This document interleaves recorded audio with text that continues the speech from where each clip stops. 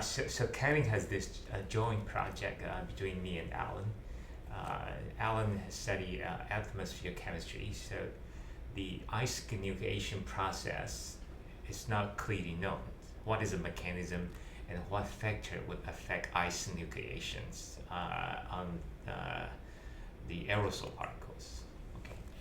So the difficulty to study this solid water interface is there's no good technique to probe the thin layer of water on mineral surface.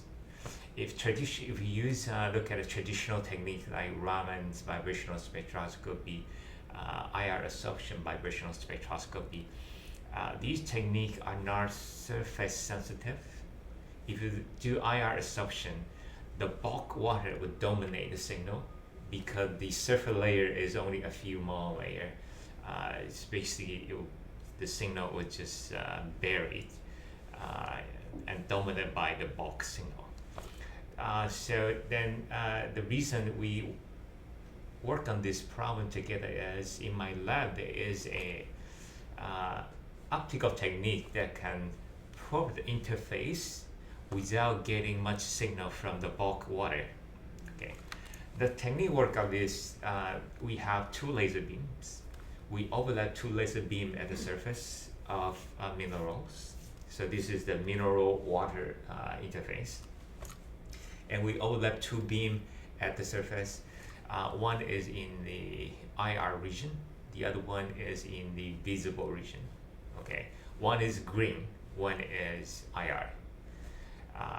So when we overlap these two beams at the surface, we are looking for a second order optical signal.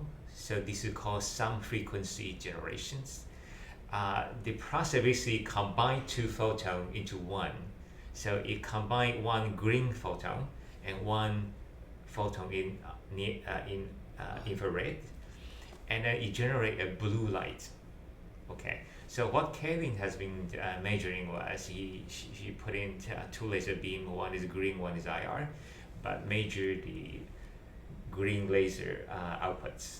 Okay, and then we can tune the frequency of the incident IR beam, and when the IR frequency is resonant with the surface vibrational mode, we will get an enhancement in the some frequency generation outputs.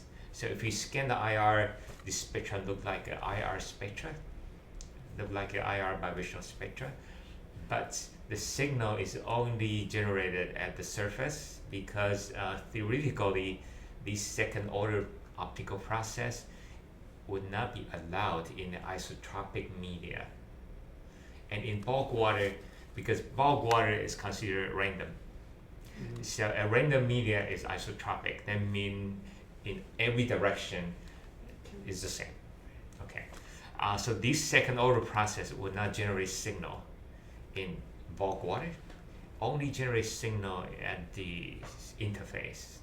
So then we were able to get a vibrational spectra of water on mineral surface. Okay.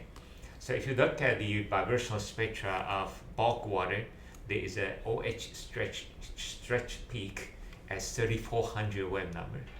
If you look at ice has a IR absorption peak at 3200 wave number. But if you look at water on silica, we saw two peaks. One has similar peak position as ice. One has similar peak position as bulk water.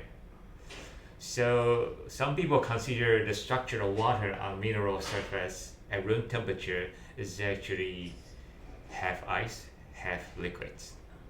Okay, and in this project we can add sulfuric acid, we can add salt. These are common solutes in the atmosphere, and study how these electrolytes change structure of water at water mineral interface.